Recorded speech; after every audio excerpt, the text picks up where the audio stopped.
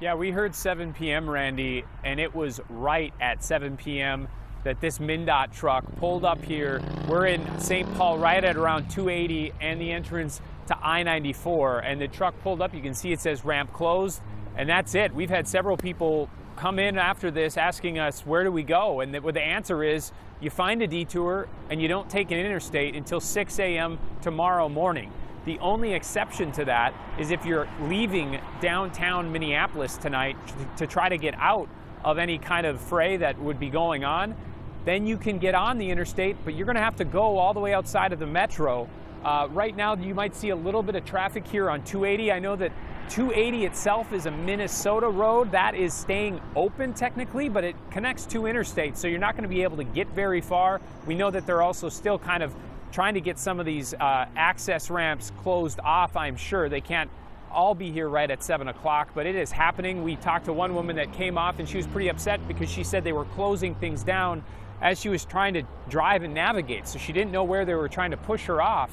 But just keep that in mind. If you can avoid driving at any point now until 6 a.m. tomorrow, please do so, because it's not going to be an easy time getting around essentially anywhere. Of course, we know why they're doing this. We know that we've heard as far as the quick movement of some of these groups, especially when it comes to arson. We saw it happen on Thursday when groups started hitting St. Paul. So certainly they're not fooling around, and they're not offering a lot in terms of detour direction, if you can imagine. I mean, this is pretty unprecedented that they would close all these metro interstates all at once. This would be a major news story if we knew 2 days in advance through an entire weekend that this was happening. If you want to bring that graphic up again, we can just show you once again, if you're wondering what we're talking about. We've got the closures, essentially all of the red all the way through the metro area. That's I-35W northbound and southbound between 694 and Highway 62. I-35 northbound and southbound between Highway 36 and 62. I-94 eastbound and westbound between I-694 and the 694-494 interchange.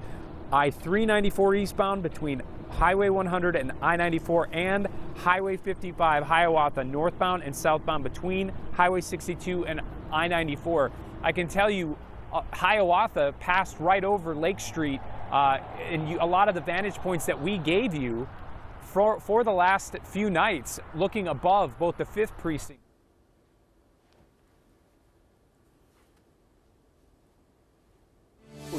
for everyone tonight. That's not going to be happening. So that's the story. That's just something that a lot of people are frankly going to have to deal with.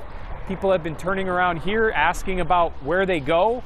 And like I said, you're just going to have to find your way through the metro area. And hopefully, even for those, by the way, with the curfew in effect, if you're working, that's one exception beyond journalists. If you have to go to or from work, that's an exception, but there is no exception to this highway interstate closure. You will have to find a detour.